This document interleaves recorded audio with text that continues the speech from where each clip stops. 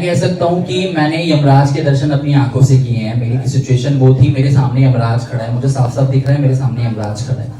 तो it was around Diwali से 2 दिन पहले आई वॉज इवेंट मैनेजर। तो मेरा इवेंट मैनेजमेंट का काम था। उस टाइम पे मेरी 30 लोगों की टीम थी जो अलग अलग एरियाज में इवेंट्स लगे हुए थे हमारे। तो I was into real juice, आप जो आपके घर में यूज करते होंगे, डाबर रियल जूस। तो उस टाइम पे मेरी ड्यूटी चल रही थी। तो आफ्टरनून का टाइम था, अराउंड 12 o'clock। मुझे भूख लगा, मैंने सोचा यार सामने जहाँ मेरा इवेंट चल रहा था उसके जस्ट सामने एक पार्क था। तो मैंने सोचा वहां जाके कुछ खाने का ले लेता हूँ, लंच वगैरह, और वहां जाके बैठ जाऊँ। तो वहां पर मैंने लंच लिया और वहां पर एक बेंच दिखा मुझे। वहां पर बहुत सारे बेंच थे, बट पता नहीं क्यों मैं उसी बेंच पे जाके बैठा। मैं आपको आगे बताता हूँ। तो मैं उस बेंच पे जाके जब बैठा, मुझे होश नहीं है, वहां बैठते ही मैं बेहोश हो गया। मैं 1 घंटे बाद उठ रहा हूँ। मेरी बॉडी का टेम्परेचर अराउंड, मैंने घर पे आके चेक किया, 106 और 107, जिसमें इंसान खत्म हो जाता है ऑलमोस्ट। मैं फटाफट से वहां से निकला, मैं घर पहुंचा। मैंने घर पे आके मम्मी को इन्फॉर्म किया।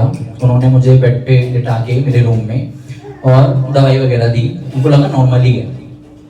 पूरी रात हो गई।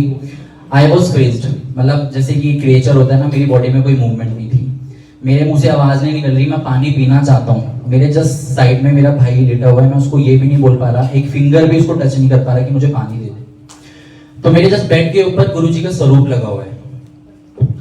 तो उस टाइम पे मैं बहुत सत्संग सुनता था कि गुरुजी आप सबको सेकंड लाइफ देते हो, सबको ब्लेस करते हो। तो मैंने जस्ट गुरुजी के स्वरूप को देखा और मैंने बोला कि मैंने बहुत सत्संग सुने हैं आपकी कि आप सबको सेकंड लाइफ देते हो। जस्ट मेरे मुंह से एक बात निकली उस टाइम पे, या तो तार दो या मार दो। मैंने सिर्फ इतना बोला, और इतना बोलते ही मैं रात को सो गया। मुझे नहीं पता मेरे साथ क्या हुआ। अराउंड 120 और 130 के टाइम 3 सच्चे बादशाह मेरे बेड पे आए हैं, जिसको बोलते हैं ना सच्चे बादशाह। बहुत लंबे चौड़े चिट्टे कपड़े पाए हुए हैं, वाइट दाढ़ी है, वाइट पग पहनी हुई है। एक ने मेरे पेट पे हाथ रखा, एक ने मेरे पैर पे हाथ रखा और एक ने मेरे सिर पे। ये मेरे को ड्रीम दर्शन चल रहा है।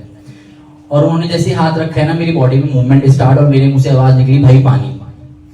बस वो पानी पिया है मैंने और उसके बाद आई वॉज फिट। मैं बिल्कुल फिट था, ऑल डन।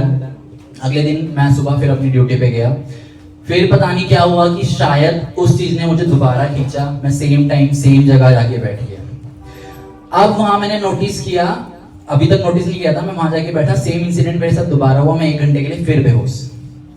वहां से उठने के बाद मैंने कैब बुक करी, मैं फिर घर पहुंचा। घर पहुंचने के बाद मुझे रियलाइज हुआ कि जहां मैं जाके बैठ रहा था उस सुनसान एरिया में एक पीपल का पेड़ था, जिसके नीचे वो बेंच था। अब बचपन से ही सुना था कि पीपल के पेड़ पे भूत होते हैं, ये सब चीजें होती है, बट कभी बिलीव नहीं करते थे क्योंकि हम नहीं मानते, क्योंकि हम जेनजीज है ना, बच्चे हैं, तो हम इन सब चीजों में बिलीव नहीं करते। तो उस टाइम पे ये रियलाइज कराया गुरुजी ने कि तू जहां जाके बैठ रहा था वो चीज तुझे अट्रैक्ट कर रही है, तुझे खींच रही है। और दिवाली का टाइम था, बचपन से सुना है घर में कि दिवाली के टाइम पे नेगेटिव एनर्जी हाई हो जाती है क्योंकि लोग कुछ कुछ करते हैं। तो उस दिन रात को सेम कंडीशन मेरे साथ हुई। मैंने मम्मी को रात को 1:30-2 बजे अराउंड बोला, मेरी फैमिली पूरी बैठी हुई है, किसी को सुध नहीं आ रहा कि डॉक्टर को बुलाना है या नहीं बुलाना है। बस एक फैमिली डॉक्टर आया, वो चेक करके चला गया कि ही इज ऑल राइट। रात को 1:30 बजे मैंने अपनी मम्मी को बोला रोते रोते, मम्मी एक बार आप मेरी सिस्टर लो और मेरी बुआ को बुला दो, मुझे लास्ट टाइम उनसे मिलना है और मैं जा रहा हूँ। इतना सुनते मेरी फैमिली वॉज हाइपर कि ये क्या बोल रहा है ये, और मेरी आंखें बंद। मम्मी का रोना चालू हो गया। मम्मी गुरुजी का मंत्र जाप करती रही। मम्मी ने मुझे बोला कि कुछ खा तो ले, कुछ खा तो ले। मैंने बोला मुझे कुछ नहीं खाना, और ऐसे बोलते बोलते मैं सो गया। उसके बाद 3:30 बजे जब अमृत वेला का टाइम होता है तो ड्रीम में साक्षात मेरे महाराज आते हैं, व्हाइट चोला पाए हुए हैं, सिंहासन पे बैठे हुए हैं, एक हाथ में थाली, उन्होंने ऐसे किया और थाली आई, उसमें 2 पूड़ी प्रसाद, कड़ा प्रसाद और आलू की सब्जी, मुझे आज भी याद है। उन्होंने एक एक बाइट मुझे अपने हाथ से खिलाई है नींद में, और वो खाते ही सपने में मेरी आंख खुली है और मम्मी ने मुझसे अगेन पूछा कि कुछ खा ले, मैं तेरे लिए कुछ बना देती हूँ। मैं खड़ा हो गया, मैंने बोला मम्मी मैंने खा लिया। मम्मी बोली क्या खा लिया? मैंने बोला ऐसे ऐसे मम्मी गुरुजी आए थे और गुरुजी ने लंगर खिलाया। तो उस टाइम लंगर खिलाते हुए गुरुजी ने मुझे एक बात बोली थी, जब भी तुझे लगे कि तू अकेला है और तुझे कोई डर लग रहा है, हमेशा उस नेगेटिव एनर्जी से या कहीं भी जाने से पहले एक बात बोलियो, तेरा बाप बहुत बड़ा है।